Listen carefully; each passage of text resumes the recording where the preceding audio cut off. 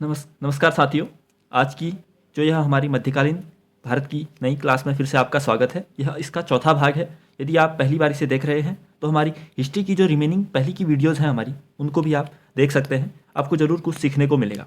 इसके बाद हम जो मुगल साम्राज्य के कुछ बचे हुए तथ्य होंगे और मराठा साम्राज्य को शामिल करते हुए इसके बाद मध्यकालीन भारत की केवल एक वीडियो और आएगी। फिर हमारा मध्यकालीन भारत कंप्लीट हो जाएगा।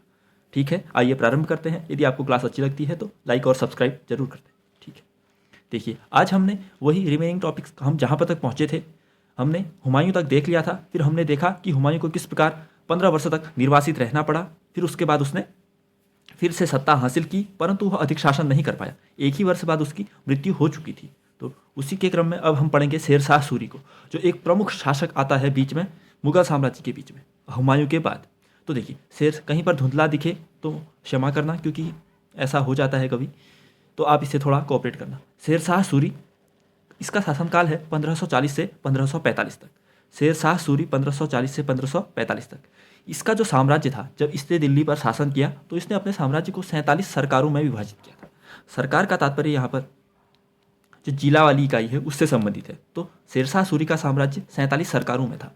अब इसके साम्राज्य के क्रम देखते हैं। जैसे हम आजकल पढ़ते हैं देश, फिर राज्य, फिर जिला, फिर ब्लॉक, फिर ऐसे ही हम सब डिवीजन पढ़ते हैं ना, वैसे ही तब क्या था, तब भी एक साम्राज्य होता था, फिर सरकार होता था, फिर परगना, फिर गांव, जिसे मौजा कहते हैं। अब ये कितना महत्वपूर्ण फैक्ट नहीं बनेगा जब पूछा जाए कि मौजा जो शब्द युक्त प्रयोग होता है वो किसके लिए प्रयुक्त होता है, तो वो गाँव के लिए प्रयुक्त होता है। तो शेरशाह सूरी का प्रशासन में हायरार्की देखें, सबसे ऊपर साम्राज्य, फिर सरकार, फिर परगना, फिर मौजा जिसे गांव कहते हैं वो।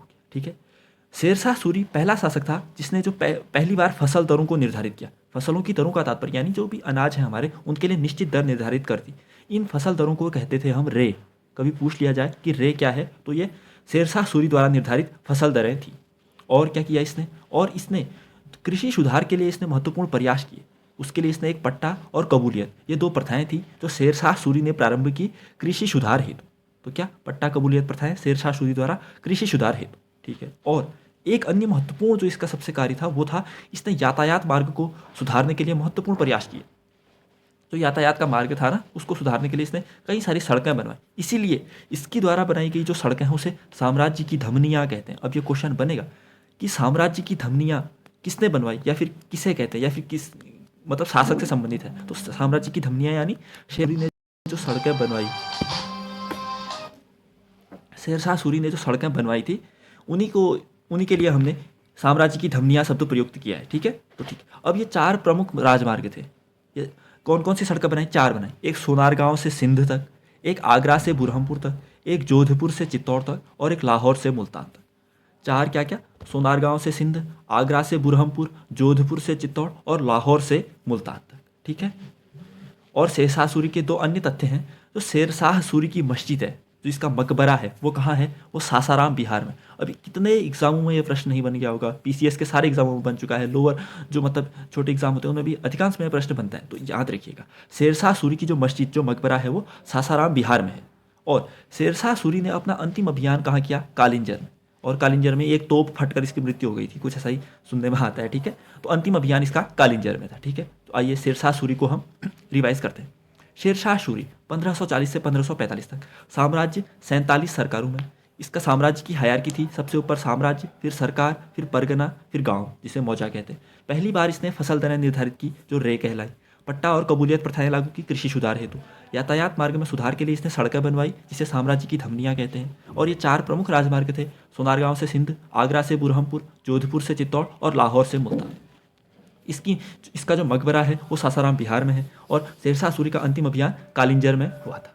ठीक ठीक, अब हम वही आगे को बढ़ते हैं मुगल साम्राज्य में। हमने हुमायूं तक पढ़ा। हुमायूं के बाद अगला शासक आता है, जो आता है वो है अकबर। अकबर, अब ये सबसे महत्वपूर्ण, और इसी की क्लास आज हम अकबर को ही पूर्ण करेंगे। इसका शासनकाल, इसका साम्राज्य विस्तार, इसकी धार्मिक नीति, इसका प्रशासन, इसका राजस्व व्यवस्था, सभी चीज़ें पढ़ेंगे। इसके नवरत्न, वो सब आज कंप्लीट हो जाएगा अकबर आपका। ठीक है, तो ध्यान से देखिएगा और अप्रिशिएट कीजिएगा, अप्रिशिएट कीजिएगा हमारे नोट्स को। ठीक है, तो ठीक है, सबसे पहले जब अकबर ने शासन संभाला तो तब यह 12 या 14 वर्ष का ही था, छोटा सा था। तो जो बैरम खान था उसने उसने अकबर को संरक्षण दिया। तो बैरम खान के संरक्षण में इसने शासन किया 1556 से 1540। आपको यह पूछा जा सकता है कि अकबर का संरक्षक कौन था, तो वो था बैरम खान। ठीक हो गया। लेकिन फिर बाद में इसने बैरम खान को हटा दिया था, फिर संपूर्ण सत्ता खुद ही हासिल की थी। जब संपूर्ण सत्ता इसने खुद हासिल की, फिर इसने साम्राज्य का विस्तार करना प्रारंभ किया था। ठीक है। तो साम्राज्य विस्तार सीखना आपको मतलब क्रम कि सबसे पहले क्या जीता, फिर क्या जीता, फिर क्या जीता, ये आना ही चाहिए। ठीक है, क्योंकि इससे कभी क्वेश्चन बन जाते हैं, और नहीं भी बनेंगे तो अप्रत्यक्ष रूप से ये लाभान्वित ही करेगा आपको। ठीक है। तो सबसे पहले उसने ग्वालियर और मालवा पर विजय प्राप्त की। कब? 1561 में। और मालवा पर 1561 में, गोंडवाना पर 1564 में। और गोंडवाना की जो शासक थी वो कौन थी? रानी दुर्गावती थी। हमने क्या पढ़ा? पहले ग्वालियर और मालवा पे 1561 में, फिर गोंडवाना पे 1564 में, जिसकी शासिका थी कौन? रानी दुर्गावती। फिर इसने चित्तौड़ पर अधिकार किया। हमें पता है कब? हल्दी घाटी की जो चित्तौड़ बीच में आ गया। ये तो मतलब चित्तौड़ और रणथंभौर जो था उस पर 1569 में अप्रत्यक्ष नियंत्रण तो हो चुका था, लेकिन बाद में जो हल्दी घाटी का युद्ध था 1576 में, उसमें अकबर द्वारा चित्तौड़ पर अधिकार कर लिया गया। अकबर की ओर से कौन गया था? इसका जो सेनापति था राजा मान सिंह, और वहां से कौन था राजपूतों की तरफ से? राणा प्रताप, हल्दी घाटी के युद्ध। तो ठीक है, चित्तौड़ का युद्ध कब हुआ था? चित्तौड़ को जीता हल्दी घाटी के युद्ध से 1576 में, मान सिंह अकबर की ओर से, और राणा प्रताप से युद्ध किया इन्होंने। ठीक है। फिर आती है गुजरात विजय। गुजरात विजय हुई 1571 में। गुजरात विजय कब हुई? 1571 में। और सबसे महत्वपूर्ण तथ्य है कि जब गुजरात विजय हुई तो उसके उपलक्ष्य पर अकबर ने जो फतेहपुर सीकरी है, कहाँ है ये? आगरा में है, वहाँ एक बुलंद दरवाजे का निर्माण किया।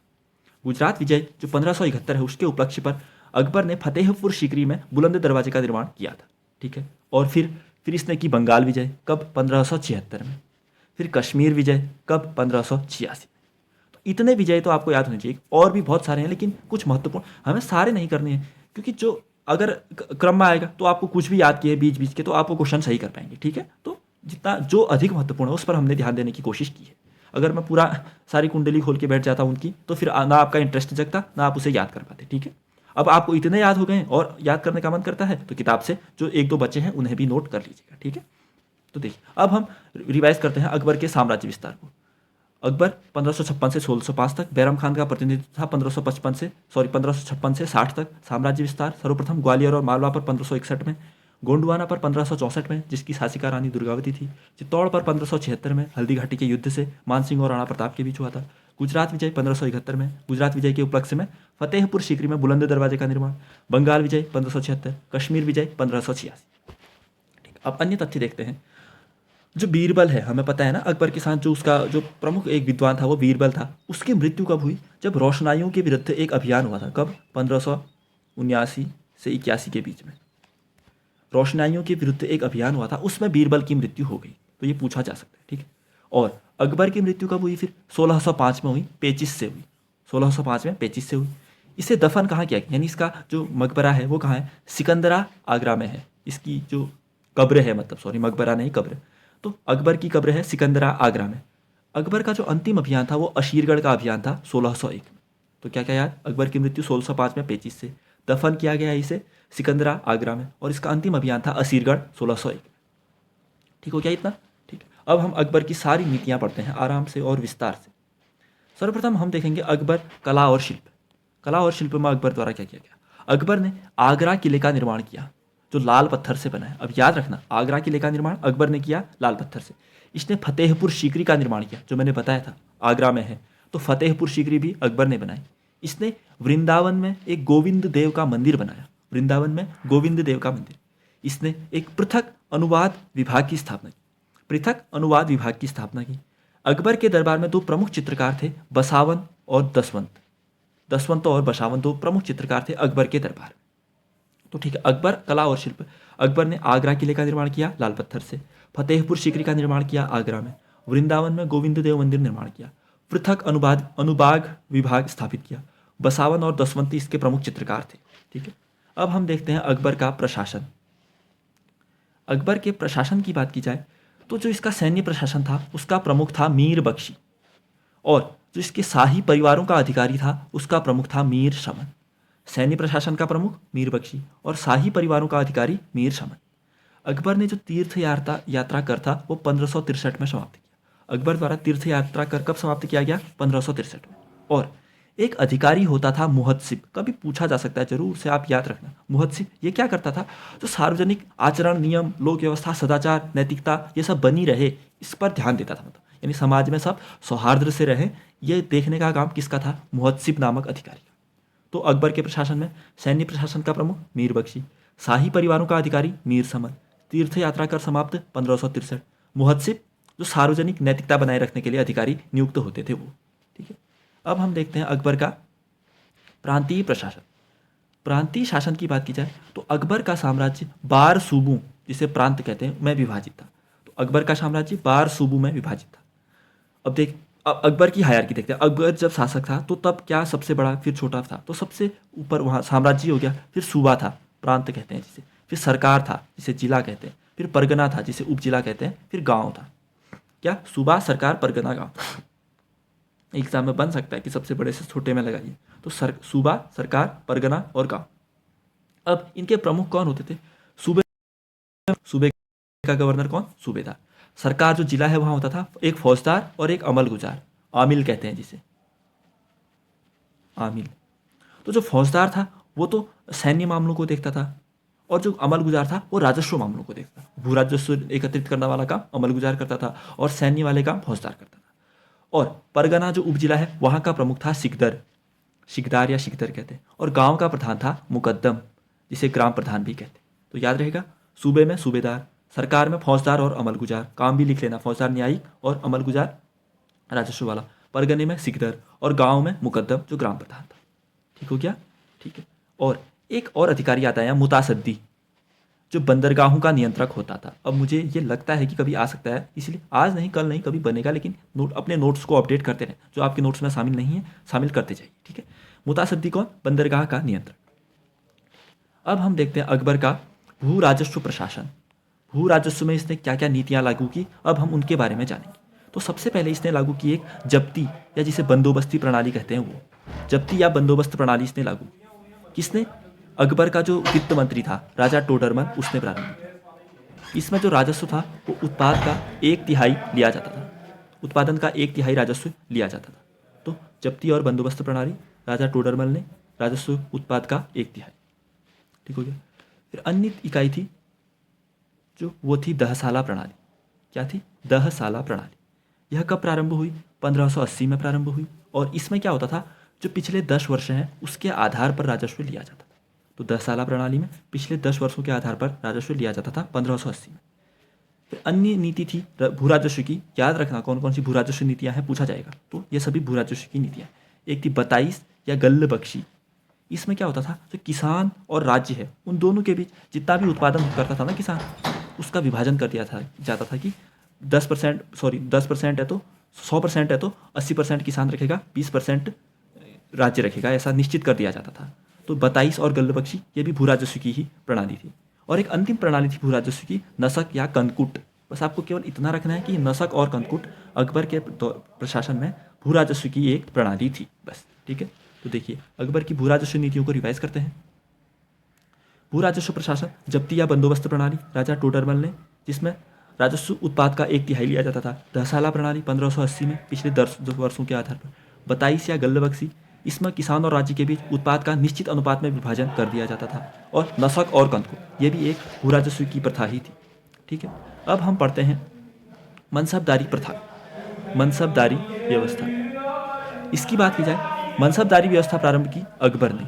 किसने, अकबर ने। यह सैन्य व्यवस्था है जो उसे सुदृढ़ीकरण के लिए, मतलब सैन्य व्यवस्था को और मजबूत बनाने के लिए मनसबदारी व्यवस्था प्रारंभ की गई। इसमें जो सैन्य ओहदा मिलता था ना एक सिपाही को, उसके 2 भाग होते थे, एक होता था जात और एक होता था सवार। तो मनसबदारी व्यवस्था में जो सैन्य ओहदा मिलता था उसमें 2 भाग, एक जात और एक सवार। ठीक है, और जो ये मनसबदारी व्यवस्था है इसमें 3 श्रेणियां होती थी। एक प्रथम श्रेणी का मनसबदार, एक द्वितीय श्रेणी का मनसबदार, एक तृतीय श्रेणी का मनसबदार। यानी जो सबसे बड़ा मनसबदार होगा वो तृतीय श्रेणी का मनसबदार होगा। ठीक है, तो कभी पूछा जा सकता है कि मनसबदार व्यवस्था में कितनी श्रेणियां बनाई गई थी, 3। ठीक है, और इस मनसबदारी व्यवस्था में जो द्विअस्पा और सिंह व्यवस्था, सिंह अस्पा नामक व्यवस्था है, वो जहांगीर द्वारा जोड़ी गई। ये मनसबदारी व्यवस्था तो अकबर ने बनाई, लेकिन इसमें द्विअस्पा और सिंह अस्पा नामक जो व्यवस्था थी वो जहांगीर ने जोड़ी थी। ठीक है, तो देखिए हम मनसबदारी व्यवस्था को रिवाइज करते हैं। मनसबदारी व्यवस्था अकबर द्वारा शुरुआत, सैन्य व्यवस्था के सुदृढ़ीकरण के लिए, सैन्य ओहदे के दो भाग थे, जात और सवार। इसमें 3 श्रेणियां होती थी, प्रथम श्रेणी, द्वितीय श्रेणी और तृतीय श्रेणी। इसमें द्विअस्पा और सिंह अस्पा व्यवस्था जोड़ी जहांगीर ने। ठीक है, अब देखिए, अब हम पढ़ते हैं अकबर की धार्मिक नीति। अकबर की धार्मिक नीति देखिए, अकबर ने तीर्थ यात्रा कर कब समाप्त किया? 1563 में। ठीक, वो तो पढ़ा था हमने। और अकबर ने जो जजिया कर है वो समाप्त किया 1564 में। जजिया कर समाप्त किया 1564 में। और अकबर ने जो फतेहपुर सीकरी बनाया आगरा में, वहाँ एक इबादत खाना भी बनवाया। कब? 1573 में। अकबर ने फतेहपुर सीकरी में एक इबादत खाना बनवाया। महत्वपूर्ण है ये। क्यों? धार्मिक चर्चाओं हेतु, यानी विभिन्न धर्मों के, अकबर अब सौहार्दशील एक मतलब विनम्र शासक था, तो वो सभी धर्मों को अनुमति देता था कि हम चर्चाएं करें। तो फतेहपुर सीकरी में जो इबादत खाना बनवाया गया 1575 में, वो क्यों बनाया गया? धार्मिक चर्चाओं हेतु। अकबर ने एक अमोघता हुक्मनामा भी जारी किया। अमोघता का हुक्मनामा जारी किया कब? 1579 में। क्यों? इसने ये कहा कि जो सम्राट है उसके पास ये शक्तियां हैं कि वह खुद भी कोई धार्मिक निर्णय ले सकता है। ऐसा नहीं कि जो ये उलेमा लोग या फिर जो ये पंडित लोग बताएंगे वही मैं करूँगा, नहीं, मैं अपने निर्णय के आधार पर भी अपनी शक्तियां हैं मेरे पास कि मैं धार्मिक रूप से कुछ कार्य कर सकूं या फिर कोई निर्णय जारी कर सकूं। तो इसे कहते हैं अमोघता का हुक्मनामा। तो ये अकबर ने जारी किया 1579 में। ठीक हो गया। फिर क्या किया अकबर ने? अकबर ने एक दीन ए इलाही नामक धर्म भी प्रारंभ किया। कब? 1582 में। अकबर ने दीन ए इलाही धर्म प्रारंभ किया 1582 में। इसका क्या था निर्णय? यह कहता था सुलह ए कुल, यानी सभी के लिए शांति। सुलह ए कुल, सभी के लिए शांति। ठीक हो गया। तो देखिए, अकबर की धार्मिक नीति रिवाइज करते हैं। जजिया कर समाप्त 1564 में। फतेहपुर सीकरी में इबादत खाना बनवाया 1575 में, जो धार्मिक चर्चाएं करता था। अमोघता का हुक्मनामा जारी किया 1579 में, सम्राट की धार्मिक शक्तियाँ। दीन ए इलाही धर्म 1582 में, सुलह ए कुल, सभी के लिए शांति बनाए रखना। अब आज का हमारा अंतिम मुद्दा है अकबर के नवरत्न। तो देखिए, इसमें सबसे पहले आता है अबुल फजल। इसने 2 किताबें लिखी, आईन ए अकबर और अकबरनामा। तो अकबर के नवरत्नों में पहला है अबुल फजल, जिसने आईन ए अकबर और अकबरनामा लिखी थी। दूसरे हैं हमारे फैजी। फैजी क्यों महत्वपूर्ण है? इन्होंने जो लीलावती है उसका फारसी में अनुवाद किया, जो महाभारत है उसका फारसी में अनुवाद किया। तो फैजी ने लीलावती का फारसी में अनुवाद किया। आप पहले ये बताइए, लीलावती किसने लिखी है? इन्होंने तो अनुवाद किया है ना। लीलावती किसने लिखी? जरूर जिसको आता है वो कमेंट में लिख देना। ठीक है। तो फैजी ने लीलावती का फारसी अनुवाद किया और महाभारत का भी फारसी अनुवाद किया। ठीक हो गया। और अन्य नवरत्न थे तीसरे, वो थे फ़कीर अजियाउद्दीन। बस आपको नाम याद रखने, कभी पूछ लेगा कि नवरत्न में कौन शामिल था कौन नहीं था, तो फ़कीर अजियाउद्दीन। चौथे हो गए तानसेन। तानसेन के कुछ तथ्य याद करिए। पहले ये ग्वालियर में जो राजा रामचंद्र है ना, उसके दरबार में थे। तानसेन पहले कहाँ थे? ग्वालियर के राजा रामचंद्र के दरबार। और जो इसे तानसेन उपाधि दी वो किसने दी? राजा रामचंद्र ने ही दी। अकबर मत लगाना कभी। अगर कभी भी पूछा जाए ना, अगर तानसेन को तानसेन उपाधि किसने दी, तो अधिकांश अकबर ही करेंगे, लेकिन नहीं, ये उपाधि दी थी राजा रामचंद्र ने। ठीक है। तो तानसेन ग्वालियर में राजा रामचंद्र के दरबार में, तानसेन उपाधि राजा रामचंद्र। अगले हो गए राजा बीरबल, जिसे हम महेशदास भी कहते हैं। ठीक है, राजा बीरबल, महेशदास। फिर हो गए राजा टोडरमल, जो अकबर के वित्त मंत्री थे। राजा मानसिंह, जो अकबर के सेनापति थे। और अन्य हो गए अब्दुल रहीम खाने खाना, अब्दुल रहीम खाने खाना। और अंतिम हो गए मिर्जा अजीज कोका। अब ये लिखने हैं और याद करने हैं। राजा बीरबल, राजा टोडरमल वित्त मंत्री, राजा मानसिंह सेनापति, अब्दुल रहीम खाने खाना और मिर्जा अजीज कोका।